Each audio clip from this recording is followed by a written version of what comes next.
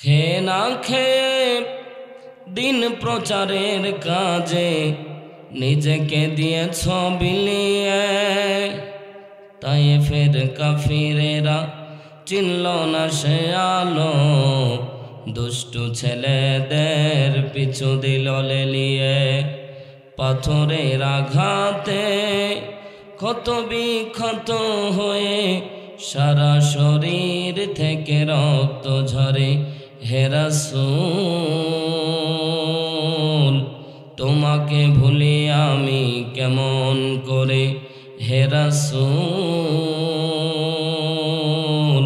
তোমাকে ভুলি আমি কেমন করে। হীরার গুহায় তোমারই ধ্যান, আসমান থেকে নামে আল কোরআন। ভাঙলো সবার ভুল তোমারই তরে, আসলো কোরআনের ছায়া তলে। খালিদ ওমর আলী আবু বকর ইসলামী ঝান্ডা নিল যে তুলে। আল আমিন তুমি ছিলে চিরদিন সকল মানুষের তরে। হে রাসূল তোমাকে ভুলি আমি কেমন করে। আল্লাহ রাব্বুল আলামিন কোরআনের মধ্যে বর্ণনা করতেছে, ওয়া নুনাজ্জিলু মিনাল কুরআনি মা হুয়া শিফাউ ওয়া রাহমাতুন লিল মুমিনিন।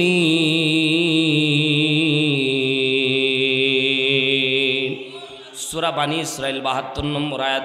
আমার আল্লাহ রাব্বুল আলামিন ডাক দিয়ে বলেন, উম্মতেরা শুনে নাও, আল্লাহ রাব্বুল আলামিন গোটা বিশ্ববাসীকে জানায় দিচ্ছে, ওয়া নুনাজ্জিলু মিনাল কুরআন, আমি কোরআনুল কারীম নাজিল করেছি। মা হুয়া শিফা, এর এক নাম্বার কারণ হলো এটা হচ্ছে মহা ঔষধ। জোরে বলেন সুবহানাল্লাহ। ব্যক্তি জীবন থেকে শুরু করে পার্লামেন্ট পর্যন্ত যত মানুষের রোগ ব্যাধি থাকবে, যত মানুষের সমস্যা থাকবে, সমস্ত সমস্যার সমাধান যেটা দিতে পারে তার নাম কি? ইমানদারের মতো আওয়াজ তুলে বলেন, তার নাম কি? এরই নাম হচ্ছে আল কোরআন। আল্লাহ রাব্বুল আলামিন বলছে মা হুয়া শিফা। আল্লাহ রাব্বুল আলামিন বললেন এক নাম্বার এটা হচ্ছে মহা ঔষধ। ওয়া হুদাল লিল মুত্তাকিন,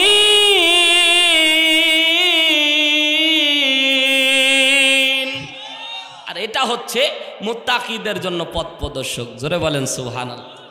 আল্লাহ রাব্বুল আলামিন এই কোরআন কারীম আপনারা আমারে দান করলেন। এই কোরআনুল কারীম বিশ্বনবী বলছেন, যারা কোরআনকে মাহজুর অবস্থায় রেখে দেবে, যারা কোরআনকে পাগলের কিতাব মনে করবে, বিশ্বনবী কিয়ামতের দিন তাদের বিপক্ষে মামলা দায়ের করবে। তার মানে এক নাম্বার, যারা কোরআনে বাধা সৃষ্টি করবে তাদের বিপক্ষে আল্লাহর নবী মামলা দায়ের করবে। দুই নম্বরে আল্লাহর নবী সাল্লাল্লাহু আলাইহি সাল্লাম বলেন, কোরআনের আয়োজন করার পরেও যারা মনে করবে গেলেও হবে না গেলেও হবে, কোরআনের আয়োজনকে পণ্ড করে দেওয়ার জন্য অনেকে চেষ্টা করবে, আহারে আমরা যদি না যাই তাহলে তাদের আয়োজনও হবে না। এ মুসলমান, ভুলের স্বর্গে বাস করতেছ, এখনো তোমার বোধগম্য হয় নাই। কোরআন কারো বাপদাদার পৈতৃক সম্পত্তি না।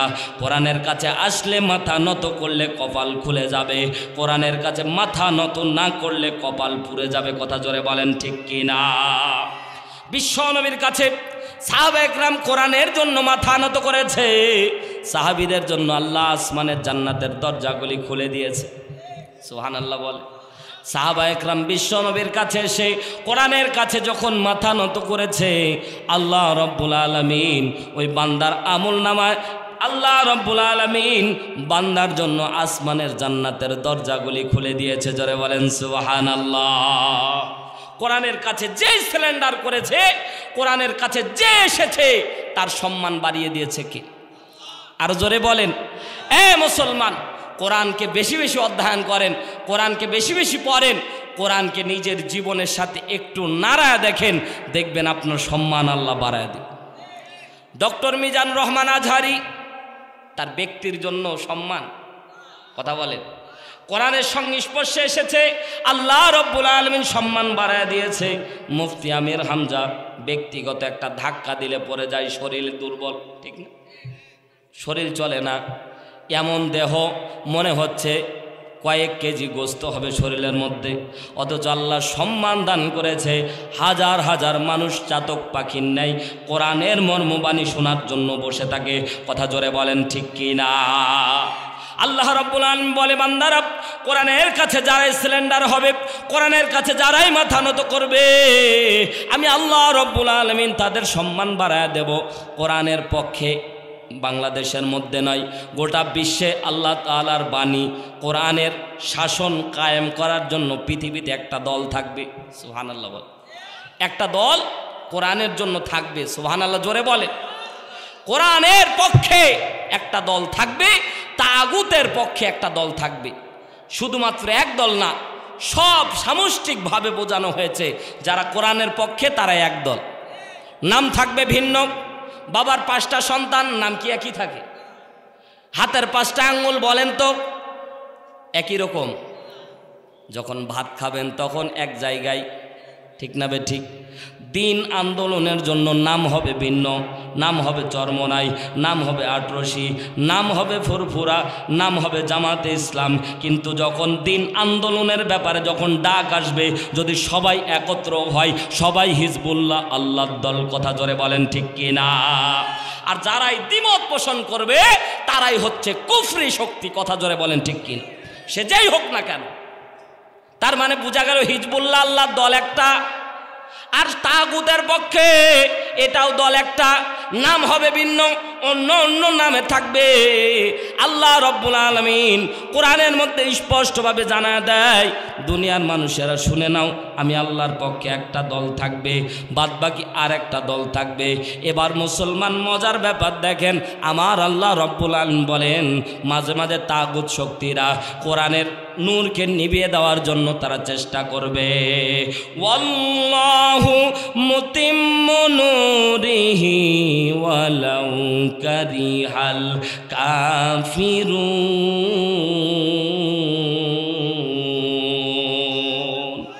ইমানদারের মতো আওয়াজ তুলে বলেন না আল্লাহু আকবার। আল্লাহ রাব্বুল আলামিন বলেন, কোরআনের নূরকে তারা নিভিয়ে দিতে চাইবে। 1 আগস্টের দিকে বাংলাদেশের থেকে একটা দলকে বারবার করে নিষিদ্ধ ঘোষণা করার পরেও 1 তারিখে যখন নিষিদ্ধ ঘোষণা করে দিল, আল্লাহর কি লীলা খেলা ভাই! 5 আগস্টে বাংলার জমিন থেকে তাদেরকেই আল্লাহ নিষিদ্ধ করে দিয়েছে। কথা জোরে বলেন না কেন? শুধু নিষিদ্ধ করেছে এমনটা না, বরং নৌকার মাঝিরে খুঁজে পাওয়া যায় না। কথা বলেন না, ঠিক না বেঠিক বলেন? দেখেন কিডা কথা কয় না, মনে করতে হবে এখন ওই দলের লোক আছে। ও ভাই, বুঝানোর জন্য বলতেছি, কথা রাজনীতিতে নেবেন না। আল্লাহ রাব্বুল আলামিন বলে, ইন্নাল্লাহা লা ইয়াযলিমু মিসকালা যাররা, আমি আল্লাহ নিজের উপর জুলুমকে হারাম করে নিয়েছি। যারা বাংলার জমিন সহ পৃথিবীর মধ্যে যারা জুলুম করবে, যারা জুলুম করবে, যারা জুলুম করবে, আমি আল্লাহ তাদের পক্ষে নাই, বরং যারা জুলুম করবে আমি আসমান থেকে তাদের উপর গজব নাজিল করব। এই গজব যেন আল্লাহ চোখের সামনে দেখা দিয়েছে। কথা বলেন ঠিক কি না? আমরা আল্লাহর কাছে দোয়া করতাম যে আল্লাহ পদত্যাগ দাও, ঠিক না? কোনোদিন দেশ থেকে দোয়া করেছেন বুকে হাত দিয়ে বলতে পারবে না? এই দোয়া আমরা করতাম না।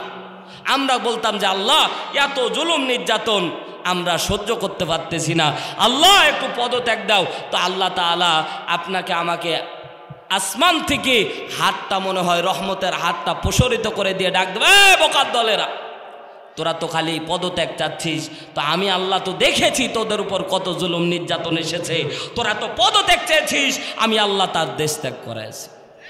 কথা বলেন ঠিক না বে ঠিক? 41 সাল পর্যন্ত নৌকার মাঝি নৌকা ভাসাবে। আমরা কখনো চিন্তা করেছিলাম যে চলে যাবে? ভাবনা করেছিলাম? তারা যেভাবে যাচ্ছিল, তারা যেভাবে লাইফ লিড করতেছিল, আমরা মনে করতেছিলাম এভাবেই কষ্ট করে দিনাতিপাত করা লাগবে। যখন আমরা দোয়া করতাম, আল্লাহ আমাদের চোখের পানিগুলি আল্লাহ তুমি কবুল করো, আল্লাহ আস্তে আস্তে চোখের পানিগুলিকে কবুল করে আল্লাহ রব্বুল আলামিন তাদেরকে 45 মিনিট সময় দিয়েছিল বাংলা ছাড়ার জন্য।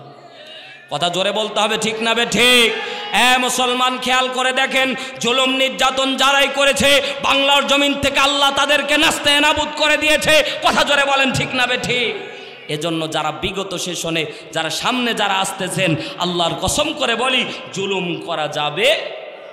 আল্লাহ তাআলা দেখেন কি লীলা খেলা রে ভাই! পিছনের দরজা দিয়ে পালিয়েছে, ঠিক না? সামনের দরজা দিয়ে যদি পালাইতো ওর হাড্ডি মাংস থাকতো, কথা বলেন না, থাকতো। ওর বাপের তো জানাজা হয়নি ভাই, ওর জানাজাও হইতো না, কথা বলেন ঠিক কিনা?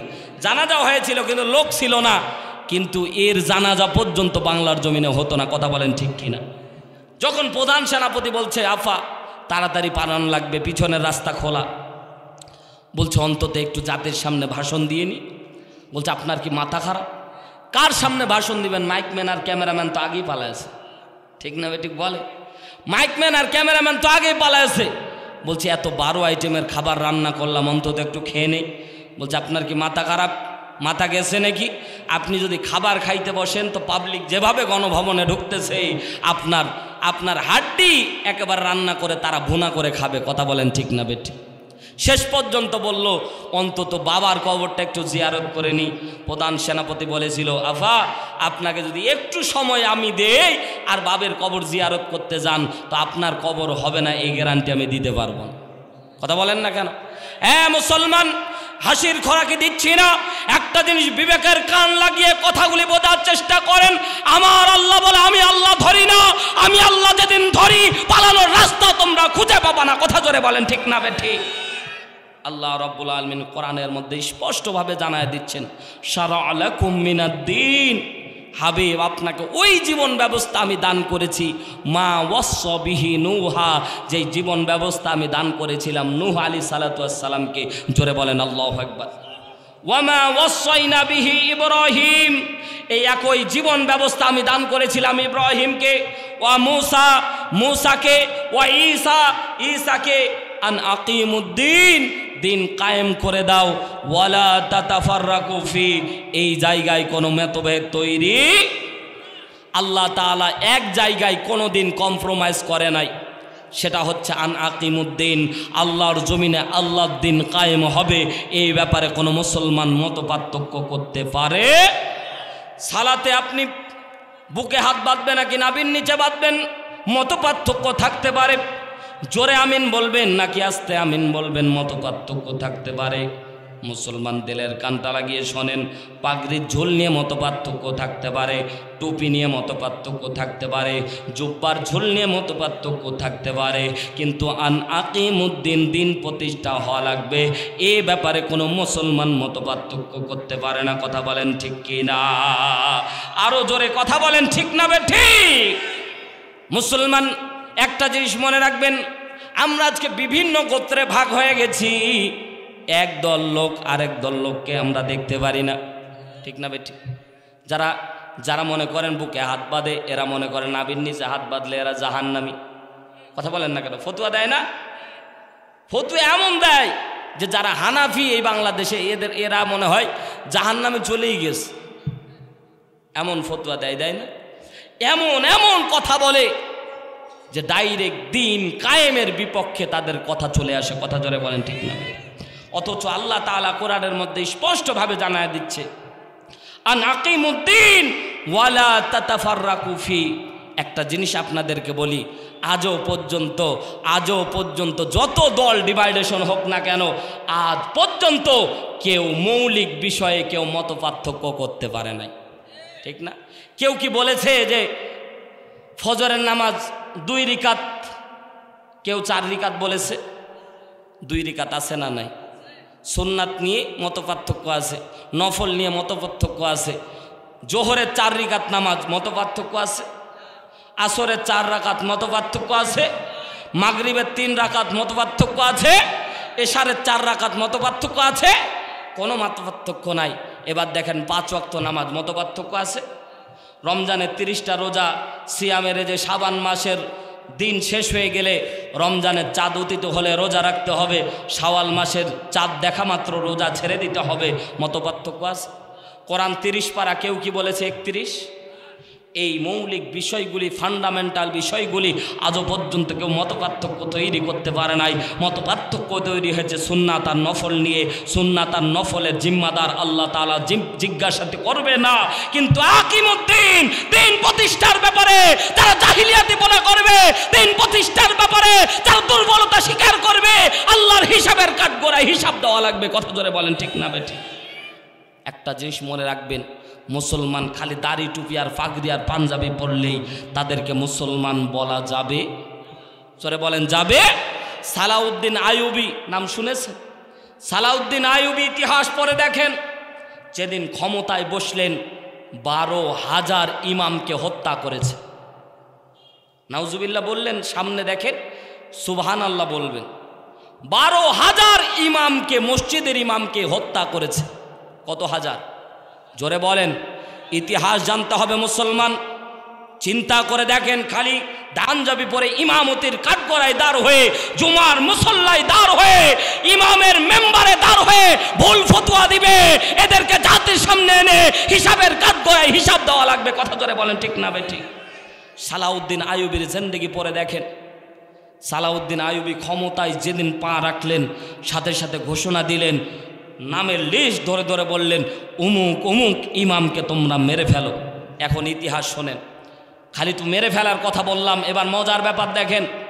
জিজ্ঞাসিত করা হলো সভাসদের মধ্যে, শুরা বৈঠকের যতগুলি সদস্য ছিল, সালাউদ্দিন তুমি এমন একটা কাজ করলা, আমরা তো জাতির সামনে মুখ দেখাতে পারবো না। সালাউদ্দিন আইয়ুবী বলতেছে, আমি যদি 12,000 ইমামকে হত্যা না করি, কাল পর্যন্ত আমি ক্ষমতা টিকায় রাখতে পারবো না। কেন?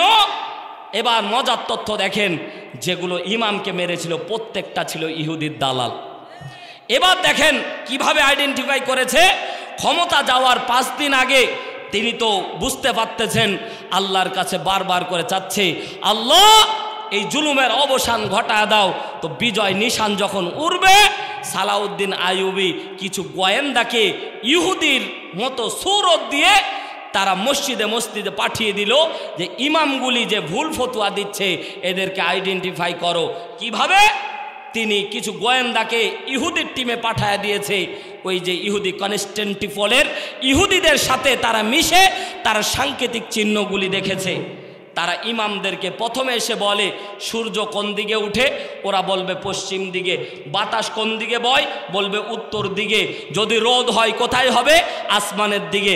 3টা পয়েন্ট মনে রাখবেন। একটা, সূর্য কোন দিকে উঠে? বলেন বলেন। বাতাস কোন দিকে বয়? উত্তর দিকে। সূর্য কোন দিকে উঠে? কয় সূর্যের তাপ কোন দিকে? বলে উপর দিকে। 3টা পয়েন্ট মনে রাখেন। এবার ইহুদি ইমাম আইডেন্টিফাই করার জন্য মসজিদে মসজিদে গোয়েন্দা পাঠিয়ে দিয়ে ইমামদেরকে জিজ্ঞাসা করতেছে।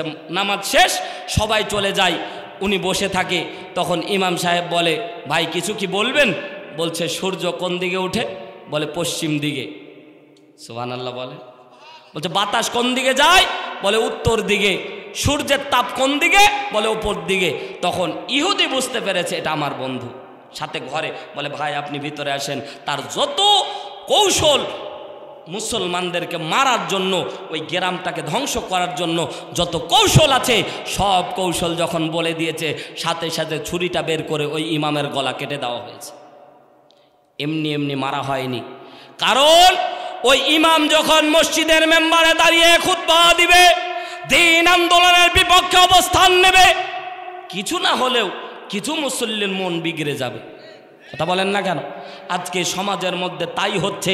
এজন্য তো দিন কায়েমের আন্দোলনের জন্য শাহাদাতের রক্তও ঝরে, আর মুনাফিকের মতো কিছু সংখ্যক মানুষ ফিলফিল করে হাসে। কথা জোরে বলেন, ঠিক না বেঠিক? শহীদ আবু সাঈদ যখন মৃত্যুবরণ করেছে, যখন তাকে শহীদ বলা হয়েছে, আমার দেশের অসংখ্য উলামা একরাম ফতোয়া দিয়েছে আবু সাঈদ নিজে জীবন দিয়েছে, সে নাকি আত্মহত্যা করেছে। চিন্তা করেন, ফতোয়া দেওয়ার আর জায়গা পায় না, ফতোয়া দেয় আবু সাঈদ শহীদ হয় নাই।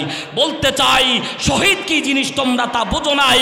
যদি সার্বভৌমত্ব ক্ষমতা রক্ষার জন্যেও কেউ যদি জীবন দেয়, আল্লাহর ভাষায় সে শহীদ। আল্লাহর ভাষায় সে তো। বাংলাদেশ একটা দুর্নীতি মুক্ত রাষ্ট্র, এটা সবাই চাই কি চাই না?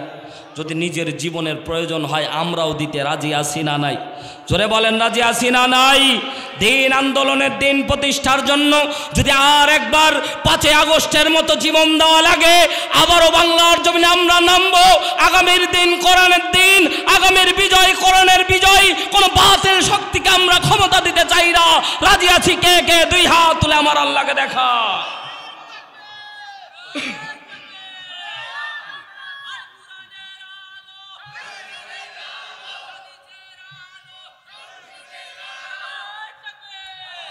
আল্লাহ কবুল করুন, জোরে বলেন আমিন। প্রিয় ভাইয়েরা, যুবক ভাইয়েরা, ভিতরে বসো, আসো আসো। অনেক যুবক ভাই দাঁড়ায় আছে, হয় ভিতরে বসা লাগবে না চলে যাওয়া লাগবে ভাই। এই যে অসংখ্য যুবক, আজকে তো যুবকেরা ভাই খালি খারাপের দিকে যাচ্ছে না, অশ্লীলতা দিয়ে পুরো পৃথিবী ভরে গেছে। কথা জোরে বলেন ঠিক না? আজকে অনেক অসংখ্য যুবক ভাই, সামনে আসতেছে 14ই ফেব্রুয়ারি, কি দিবস? সুবহানাল্লাহ, কি দিবস? Valentine's day. ওরে সর্বনাশ, আমি বলি ওটা বেহায়া দিবস। কথা জোরে বলেন ঠিক কিনা? 14ই ফেব্রুয়ারির জন্য অসংখ্য মা তাদের সন্তানগুলিকে ডাস্টবিনে ফেলে দিয়ে আসে। কথা বলেন না কেন? ওই সন্তান আকুতি করে, মা 10 সেকেন্ডের ভালোবাসা মাগো, একদিনের দিন কেমন করে ফেলে দিলে মা আমার চির জন্মদিন। ও মা, তোমার সুখের জন্য অবৈধভাবে মেলামেশা করে আমার সামনে তুমি প্রতারণা করলা। ও মা, আমি তো জোর করে তোমার গর্ভে আসিনি মা, কেন তুমি আমারে ডাস্টবিনে ফেলে দিলা? কথা বলেন ঠিক না বেঠিক? 2 দিনের ভালোবাসা কিসের ভালোবাসা দেয়? ভালোবাসাগুলো মিথ্যা ভালোবাসা। কথা জোরে বলেন ঠিক কি না? ওগুলো হচ্ছে মিথ্যা ভালোবাসা। আপনাদেরকে যদি বলি ভাই, জমজমের পানিকে যদি ডাবের পানি বলি, বিশ্বাস করবেন? কথা বলেন, জোরে বলেন। যুবক ভাইয়েরা, কথা বলতে হবে। যদি শুকরের গোস্তকে গরুর গোস্ত বলি, মানবেন? তাহলে জেনাকে মিথ্যা ভালোবাসা দিয়ে নাম দিয়েছো, আজীবন জাতি বিশ্বাস করবে না। কথা জোরে বলেন ঠিক না বেঠি? জেনাকে আজকে ঘুরায়া ফিরায়া ভালোবাসা নাম দিয়েছে বিশ্ব ভালোবাসা দিবস। এই যে ফেব্রুয়ারি মাস ভাই, কি মাস? ফেব্রুয়ারি মাস। এই যুবকদেরকে ধ্বংস করার জন্য 7 দিনের কর্মসূচি দেওয়া হচ্ছে। কয় দিনের? জোরে জোরে জোরে বলেন, আরো জোরে বলেন, কয় দিনের? 7 দিনের কর্মসূচি। এখন তো ভাই এই যে জোরে জোরে বলতেছি, এখন তালও ভুলে গেছে, নির্বাচনও নাই, তালও নাই। আগেকার দিনে উমুক নেতার চরিত্র ফুলের মতো পবিত্র, নামাজ পড়ে না, 1 ওয়াক্ত, গাঞ্জা খায় 5 ওয়াক্ত। কথা কয় না ঠিক না বেঠিক? আগে তারপরও স্লোগান দিতাম, মনে থাকতো। এখন ভাই 15-16 বছর কোনো নির্বাচনও হয়নি, স্লোগানও ভুলে গেছি। কথা কন ঠিক না বেঠিক? এমনও হয়েছে, দাদি ভোট দিতে আসে, এসকে পরে ভোট দিতে আসে, প্রাণের যুবকেরা বলতেছে, দাদি এত কষ্ট করে আসার দরকার নাই, তোমার ভোট আগেই হয়ে গেছে। তাহাজ্জুদের সময় আমরা তোমার ভোট দিয়ে দিয়েছি, তোমার বাড়িওয়ালারটাও দিয়ে দিয়েছি। দাদি খুব কান্না। তো কান্না দেখে যুবকেরা বলছে, দাদি কান্না করতেছো কেন? কয়, তোর দাদা আমারে এত ভালোবাসতো, তোর দাদা 10 বছর আগে মারা গেল, ভোট দিতে আসলো, আমার সাথে দেখা করলো না। তোর দাদা ভোট দিতে আসার সময় পায়, আর আমার সাথে কত ভালোবাসা ছিল। একদিন নাতনিদের বাড়ি থাকলে জোর করে নিয়ে আসতো। তোর দাদা আমার এতই ভালোবাসতো, ভোট দিতে আসতে পারে, আর তোর দাদা আমার সাথে দেখা করতে পারে না। কথা হয় না কেন? মৃত মানুষ 10 বছর আগে মারা গেছে, তারও ভোট হয়েছে। কথা বলেন না কেন? ঠিক না বেঠিক? জোরে বলেন। সম্মানিত ভাইয়ার আমার, 7 দিনের কর্মসূচি দিয়ে যুবকদেরকে কেমন করে ধ্বংস করা হচ্ছে দেখেন। 7ই ফেব্রুয়ারি রোজ ডে। কি ডে? গোলাপ ফুল যে যুবতীকে পছন্দ হবে। ইহুদি খ্রিস্টান আস্তি করে যুবকদেরকে কেন কথা বললাম? আল্লাহ সূরা বানী ইসরাঈলের 32 নম্বর আয়াতে বলছে, ওয়ালা তাকরাবুজ জিনা, তোমরা জেনার ধারে কাছে যেও না। কেন আল্লাহ জেনার ধারে কাছে যেতে নিষেধ করলেন? একটু মনোযোগ দিয়ে শোনেন। 7 তারিখ কি ডে? Rose day. গোলাপ ফুল দেওয়া লাগবে যুবতীদের। 8 তারিখে প্রপোজ ডে। কি ডে? বলেন বলেন। 8 তারিখে অফার দিবে আই লাভ ইউ। কথা কয় না ঠিক না? 8 তারিখে অফার দিবে আই লাভ ইউ। 9 তারিখে চকলেট ডে, মানে কিছু উপহার তারে দাও, চকলেট টকলেট দাও, মেয়েরা এতে খুশি হয়। 10 তারিখ নাম দিল টেডি ডে, তার মানে তারে নিয়ে একটু ঘুরে বেড়াও, একটু সময় দাও, তাকে একটু সময় দাও। 11 তারিখ, আজ 11 তারিখ প্রমিস ডে, তার হাতে হাত রেখে বলবে আমি তোমাকে সারা বাঁচবো। কথা কয় না? যুবক ভাইরা কথা বলো ঠিক না? কয় আমি তোমারে সারা বাঁচবো না। ইসলামী বিশ্ববিদ্যালয়ে একদিন আমার চোখের সামনে ঘটে যাওয়া ঘটনা ভাই। এক মহিলার চাচি আম্মার ছাগল হারিয়েছে, তো ছাগল খুঁজতে বিশ্ববিদ্যালয়ে ঢুকেছে। এক যুবক আর এক যুবতী গাছের নিচে প্রেমিকার আলাপ করতে গিয়ে বলতেছে, প্রেমিকার চোখের দিকে তাকায়া প্রেমিক বলতেছে, তোমার চোখের ভিতরে আমি দুনিয়া দেখতে পাচ্ছি। তখন চাচি এসে হাত জড়ায় ধরেছে, বাবা রে, তুমি যদি ওর চোখের ভিতরে দুনিয়া দেখতে পাও, আমার ছাগলটা কোণে আছে দেখে দাও তো। এটা মিথ্যা না? এটা নামায় ফেলা, এটা মিথ্যা না? এই যে প্রমিস দেয়, হাতে হাত রাখে, হাতে হাত রাখে, প্রমিস করে 12 তারিখে হাঁকবে, কলাকলি করবে, মেলামেশা করবে, নাউজুবিল্লাহ জোরে বলেন। যারা নাউজুবিল্লাহ বলবে না তারা মিথ্যা ভালোবাসায় নিজেকে নিমজ্জিত রেখেছে, জোরে বলেন নাউজুবিল্লাহ। 13 তারিখ কিস ডে, নাউজুবিল্লাহ বলবেন না। আর 14 তারিখ বিশ্ব ভ্যালেন্টাইন্স ডে, ভালোবাসার চূড়ান্ত রূপ প্রকাশ হবে 14 তারিখে। কত যুবক যুবতী তারা নষ্টামি করে এই বাংলার জমিনকে কুলুষিত করে দিবে, কথা জোরে বলেন ঠিক না বেঠিক? মুসলমানদের জন্য 365 দিনেই ভালোবাসা, কথা জোরে বলেন ঠিক না বেঠিক? আগেকার দিনে দেখতাম দাদি আর নানিরা বিয়ে হতো, দাদারা দাদির তো দেখতোই না। এই যে আমার কলিজার টুকরা চাচা আমার বসে আছে, জিজ্ঞাসা যদি করেন যে চাচিরে কি বিয়ের আগে দেখেছিলেন, বলছে আমার বাবা মা দেখে এসেছে, পছন্দ করেছে, ওটাই নিয়ে এসেছি। একবারে বাসর ঘরে দেখা, ওই যে ভালোবাসা আজও পর্যন্ত টিকে আছে, কথা জোরে বলেন ঠিক না বেঠিক? আর আজকে মিথ্যা ভালোবাসার ছলনা দিয়ে কাজী অফিসে গিয়ে বিয়ে করে বাবারে ফোন দিয়ে বলে, বাবা আমি তো বিয়ে করে ফেলেছি, কথা বলে না।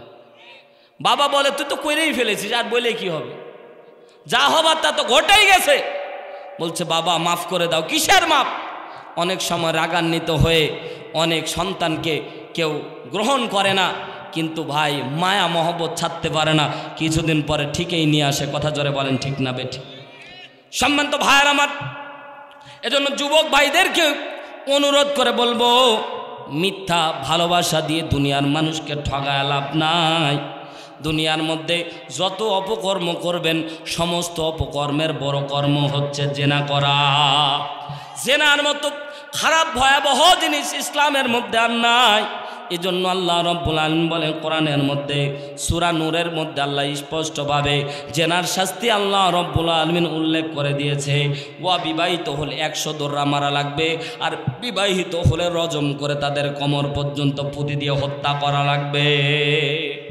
গ্রামের ভিতর একটা যদি রজমের বিধান যদি কায়েম থাকতো, বলেন দেখি কেউ কি জেনা করার সাহস পাইত? চোখের সামনে যদি কোমর পর্যন্ত পুঁতে দিয়ে কেউ যদি পাথর নিক্ষেপ করতে করতে কেউ যদি কাউকে মেরে ফেলতো, আল্লাহর কসম করে বলি জেনা করা তো দূরের কথা, যুবকদের স্বপ্নদোষ পর্যন্ত বন্ধ হয়ে যেত, কথা জোরে বলেন ঠিক না বেঠিক? কিন্তু আজকে জেনাটা আমাদের কাছে সহজ সরল মনে হয়েছে। আল্লাহর কাছে চূড়ান্ত পাপ, চূড়ান্ত অপরাধের নাম হচ্ছে জেনা। এজন্য আল্লাহ রাব্বুল আলামিন সূরা বানি ইসরাইলের 32 নম্বর আয়াত আল্লাহ বলে, ওয়ালা তাকরাবুজ জিনা, জেনা করা তো দূরের কথা, আল্লাহ রাব্বুল আলামিন বলে জেনার ধারে কাছেও যেন তোমরা না যাও। তার মানে যুবক ভাইরা, 14ই ফেব্রুয়ারিতে তো ফুল দিব না? দিব। 14ই ফেব্রুয়ারি আজকে মজার ব্যাপার হলো যে এবারের 14ই ফেব্রুয়ারি শাবান, লাইলাতুন নিসফি মিন শাবান, শাবানের রজনী একেবারে 14 তারিখ খাপে খাপ মুনতাজের বাপ। যারা 14ই ফেব্রুয়ারি পালন করবে তারা নাস্তিক খ্রিস্টান, আর যারা শবে বরাত পালন করবে তারা হচ্ছে মুসলমান। কথা বলেন না কেন, ঠিক না বেঠিক? তাহলে বোঝা যাবে কে খ্রিস্টান আর কে মুসলমান, কথা বলেন না কেন? এবার কোরআনের ভিতর দেখেন, ইবনে কাসির 3য় খণ্ড 851 নম্বর পৃষ্ঠা, আল্লাহ নবী সাল্লাল্লাহু আলাইহি সাল্লামকে যখন মেরাজের রজনীতে নিয়ে যাওয়া হয়, এ পদ্মানি সীমা বোনেরা একটু ঘটনাটা একটু খেয়াল করেন।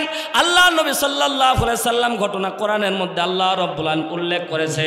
আল্লাহ রাব্বুল আলামিন কোরআনের মধ্যে ঘটনা উল্লেখ করে দিয়েছে, তাফসীরের মধ্যে এসেছে। ইবনে কাসিরের ভিতরে আল্লাহ নবী সাল্লাল্লাহু আলাইহি সাল্লাম বলেন, আমি যখন জান্নাতের উপর দিকে উঠতেছিলাম, খেয়াল করে দেখলাম জান্নাতের এত উপরে, আমি আসমানের এত উপরে চলে আসলাম, এ জায়গায় নিস্তব্ধ, কোনো আওয়াজ নাই, কিন্তু আমার নাকের মধ্যে কেমন জানি একটা সুঘ্রাণ আসতেছে। আমি ডাকতে বললাম জিব্রাইল এটা কিসের সুঘ্রাণ? সাথে সাথে জিব্রাইল আমিন বললেন ইয়া রাসূলুল্লাহ এটা একটা কবর থেকে উঠে আসতেছে জান্নাতি সুঘ্রাণ। আল্লাহ নবী সাল্লাল্লাহু আলাইহি সাল্লাম থেমে গেলেন, ডাকতে বললেন ভাই জিব্রাইল বলো বলো এটা কোন কবর থেকে আসতেছে? আল্লাহ নবীর সামনে জিব্রাইল আমিন ডাকতে বললেন নবী গো ইয়া রাসূলুল্লাহ ইয়া হাবিবাল্লাহ আপনি হয়তো মনে করেছেন এটা কোন নবীর কবর থেকে উঠে আসতেছে, এটা কোনো পীর আউলিয়ার কবর থেকে উঠে আসতেছে, এটা কোনো রাসূলের কবর থেকে না ইয়া রাসূলুল্লাহ এটা একটা মহিলার কবর থেকে উঠে আসতেছে। আর জোরে বলেন সুবহানাল্লাহ। এ পদ্মানিশী মা বোনেরা দিনের জন্য দেখেন ওয়াকাতরে জীবন বিলিয়ে দেওয়া প্রথম নারী হযরতে সুমাইয়া রাদিয়াল্লাহু তাআলা আনহা ইসলামের জন্য প্রথম শহীদ হয়েছিল। জোরে বলেন সুবহানাল্লাহ। ইসলামের প্রথম কালেমা যিনি পাঠ করেছিলেন তিনিও নারী, আম্মাজান খাদিজাতুল কুবরা রাদিয়াল্লাহু তাআলা আনহা। জোরে একবার বলেন না আল্লাহু আকবার। মুসলমান ভাইরা আমার দিলের কানটা লাগিয়ে শোনেন, আমার আল্লাহ রাব্বুল আলামিন গোটা বিশ্ববাসীকে ঈমানদার নর নারীকে আল্লাহ রাব্বুল আলামিন বোঝানোর জন্য আল্লাহ সুবহানাহু ওয়া তাআলা ঘটনা চির অম্লান করে আল্লাহ রাব্বুল আলামিন রেখে দিয়েছে। আল্লাহ রাব্বুল আলামিন বিশ্ববাসীকে বুঝায় দিয়েছে ওই ব্যক্তির কবর থেকে আল্লাহ রাব্বুল আলামিন জান্নাতি সুঘ্রাণ বিশ্বনবীর নাকের মধ্যে আল্লাহ তাআলা দিয়ে দিচ্ছেন। আল্লাহর নবী ডাকতে বলেন জিব্রাইল ও জিব্রাইল বলো এই জান্নাতি সুঘ্রাণ কোন কবর থেকে উঠে আসতেছে? আল্লাহ রাব্বুল আলামিন স্পষ্টভাবে গোটা বিশ্ববাসীকে জানায় দিচ্ছে। জোরে বলেন আল্লাহু আকবার। বিশ্বনবী সাল্লাল্লাহু আলাইহি সাল্লাম বলেন আল্লাহ রাব্বুল আলামিন ওই নারীর কবরটা পুরোটাই জান্নাতের বাগান বানায় দিয়েছে। এবং শুধু তাই নয় পুরা আসমান আল্লাহ তাআলা ওই কবরের সুঘ্রাণে পুরা আসমানকে আল্লাহ মোহিত করে দিয়েছে। জোরে বলেন সুবহানাল্লাহ। জিব্রাইল আমিনকে ডাকতে বললেন জিব্রাইল বলো বলো কোন আমল করার কারণে এই নারীকে আল্লাহ রাব্বুল আলামিন এত সম্মান দান করেছে? নারীর পরিচয়টা কি? আল্লাহর নবীর সামনে জিব্রাইল ঘটনা বর্ণনা করতেছেন। আল্লাহর নবীকে জিব্রাইল ডাকতে বলছেন নবীজি আপনি তো দৃশ্য দেখেন নাই, দৃশ্য আমি জিব্রাইল দেখেছি। ওই মহিলা ফেরাউনের দাসী, নাম ছিল তার মাসেতা, হাদিসের মধ্যে নাম এসেছে মাসেতা, অন্য নাম থাকতে পারে। আল্লাহর নবী সাল্লাল্লাহু আলাইহি সাল্লাম ডাকতে বলেন জিব্রাইল বলো বলো। মাসেতা যখন ঘর পরিষ্কার করতেছিল মাসেতার চোখের সামনে ফেরাউনের স্ত্রী হযরতে আসিয়ার যখন হাত থেকে যখন চিরুনিটা পড়ে গেছে, আসিয়া যখন চিরুনির মধ্যে হাত দিয়েছে সাথে সাথে মাসেতা বলে ফেলেছে বিসমিল্লাহির রহমানির রহিম। সাথে ফেরাউন দেখে ফেলেছে, ডাকতে বলছে মাসেদা কোন আল্লাহর নাম নিলা, কোন বিসমিল্লাহ, কোন আল্লাহর নাম নিলা? বলছে আমার আল্লাহ যিনি। ও ফেরাউন তোমার আল্লাহ তিনি। সুবহানাল্লাহ বল। ফেরাউনের সামনে এমন ঘোষণা যখন মাসেদা দিয়ে দিল সাথে সাথে ফেরাউন খুশি না রাগান্বিত? কথা বলেন না কেন? ফেরাউন এত পরিমাণে রেগে গেল। ফেরাউন বলতেছে আমার ঘরে তুমি পালিত হচ্ছ, আমার খাদ্য খাবার খাও, আমি তোমারে খাদ্য খাবার দেই, আমি তোমারে ছোট্ট থেকে লালন পালন করে বড় করেছি মাসেতা, আজকে তুমি আমার বিপক্ষে চলে গেছো, নবী মুসার হাতে হাত রেখে কালেমা পড়ে তুমি মুসলমান হয়ে গেছো, রব্বি আল্লাহ আল্লাহর রব বলে স্বীকার করে নিয়েছো। এই মাসেতা তুমি যদি ইসলাম ধর্ম ছেড়ে না দাও, তুমি যদি আল্লাহর রব হিসেবে না মানা ছেড়ে দাও, আমি ফেরাউনকে যদি রব না মানো তোমার জীবন চলে যেতে পারে। মাসেদা ডাকতে বলছেন ফেরাউন রে আমি আল্লাহর প্রতি ঈমান এনেছি, আল্লাহ আমার রব, আল্লাহ আমার সব, যদি জীবন চলে যায় তবু তোমার প্রতি ঈমান আনবো না। আজকেও মুসলমান যারা হবে আল্লাহর দাসত্ব গোলামের প্রতি আনুগত্য করবে। আলাহুল খলকল আমর, সৃষ্টি যার আইন চলবে তার। কথা বলেন ঠিক কি না? যদি জীবন চলে যায় তাগুতের বিপক্ষে জীবন দিয়ে দেওয়া লাগবে। কথা বলেন ঠিক কি না? মুসলমান ভাইরা আমার প্রস্তুতি গ্রহণ করা লাগবে। সামনের দিন আসতেছে ইসলামের জন্য জীবন দেওয়া, সামনের দিন আসতেছে ইসলামের জন্য জীবনকে কোরবান করা। কথা বলেন ঠিক কি না? মুসলমান সামনে আবার গাজওয়ায়ে হিন্দ আপনারা ডাক দিবে। আল্লাহ নবী সাল্লাল্লাহু আলাইহি সাল্লাম আজ থেকে ১৫০০ বছর আগে বলে গাজওয়ার মধ্যে হিন্দুস্তানের মধ্যে একটা যুদ্ধ হবে, নাম তার গাজওয়ায়ে হিন্দে যারা অংশগ্রহণ করবে আল্লাহ তাআলা তাদেরকে বদরি সাহাবীর মতো সম্মান দিবে। আরো জোরে বলেন সুবহানাল্লাহ। এ মুসলমান গভীর মনোযোগ দেন। আল্লাহ নবী সাল্লাল্লাহু আলাইহি সাল্লাম ডাকতে বলছেন, জিবরাইল ডাকতে বলছেন ওগো নবীজি পয়গম্বর। আল্লাহ রাব্বুল আলামিনকে যখন এক বলে স্বীকার করে দিল, ফেরাউন মাথা খারাপ, ডাক দিল, এই মন্ত্রী সবার লোকেরা। সাথে সাথে বুদ্ধির মন্ত্রী ছিল হামান, টাকলা ছিল, এর ছিল পুরা চাঁদের, পুরা মনে হয় মাথার মধ্যে ফুটবল খেলা স্টেডিয়াম, এক ফোঁটা চুল ছিল না।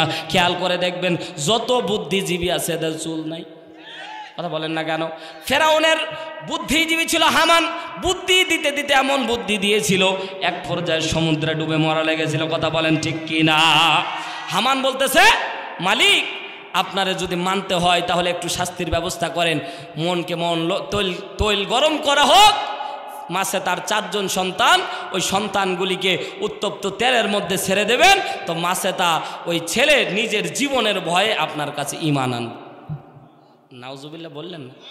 অল্প সময় ভাই আপনাদেরকে একটু কষ্ট দেব, একটু খেয়াল করেন।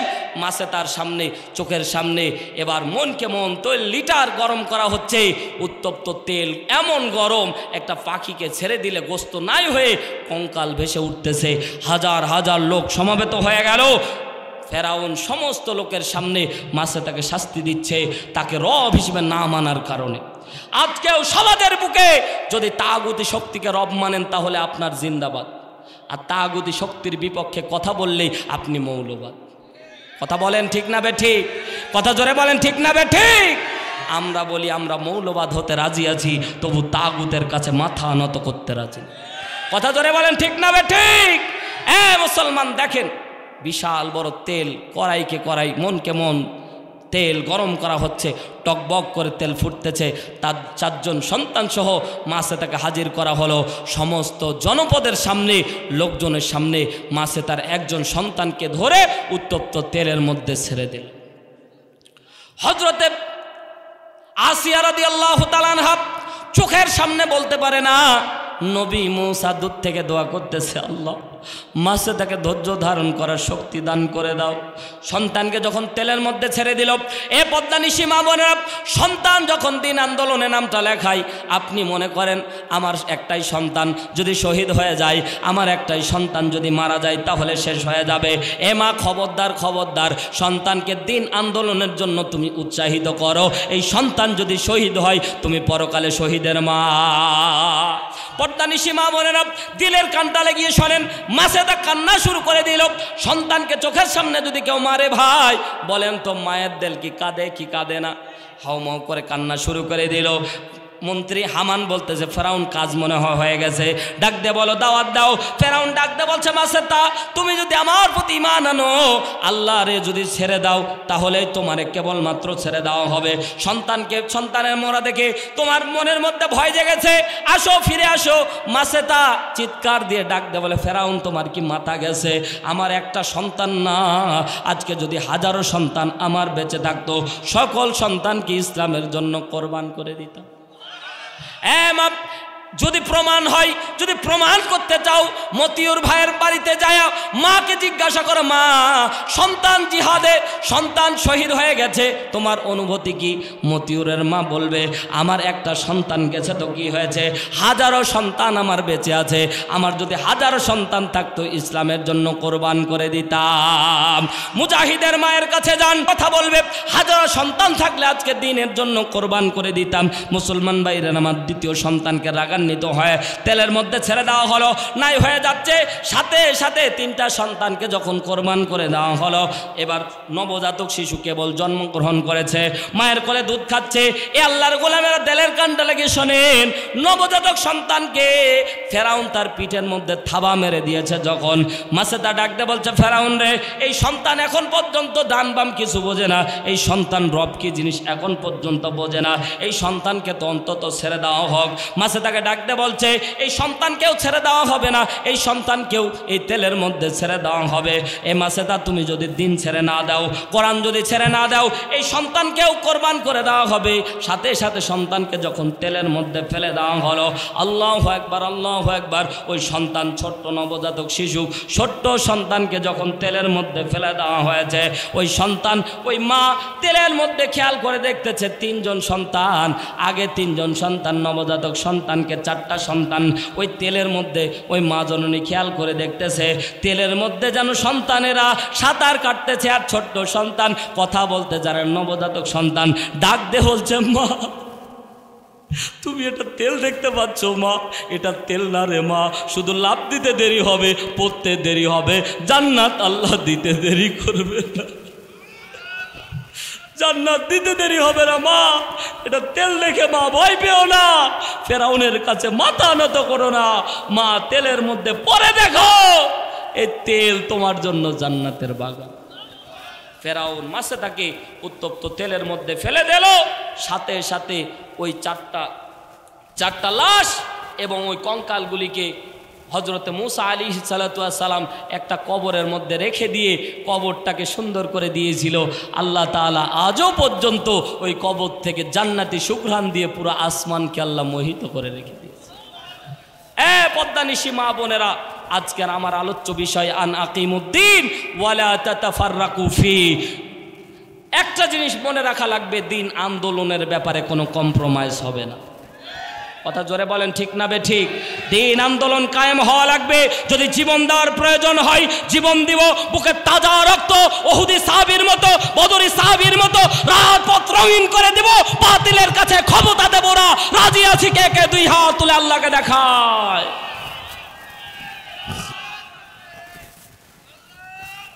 লিল্লাহে তাকবীর।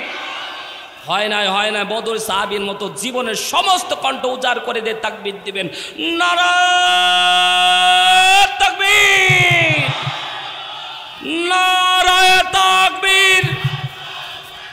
আল কোরআনের আলো। স্লোগান চেঞ্জ করা লাগবে, সংসদে জ্বালা লাগবে। আর কতদিন ঘরে জ্বালবেন? আল কোরআনের আলো, আল হাদিসের আলো। তোমার নেতা আমার নেতা, এই আদর্শের নেতা যারা হবে তারাই আমাদের নেতা। দেখেন নেতার সাথে মিল আছে? কথা আসতে বলেন, আছে? আল্লাহ কবুল করুন, বলেন আমিন। ও ভাই, অব্যক্ত কথা, আমার সময় শেষ হয়ে গেছে। অব্যক্ত কথা আপনাদের সামনে বললাম, যতটুকু কথা বললাম একটা মেসেজ থ্রু করার চেষ্টা করেছি। আন আকিমুদ্দিন, জীবন চলে যাবে, দিন কায়েমের ব্যাপারে কোনো কম্প্রোমাইজ হবে না। যদি জীবন দিয়ে দেন আল্লাহর 8টা জান্নাত হাত ছানি দিয়ে দিয়ে ডাকবে। আল্লাহ কবুল করুন। আবারও যদি কোনো দিন আসি দেখা হবে ইনশাআল্লাহ।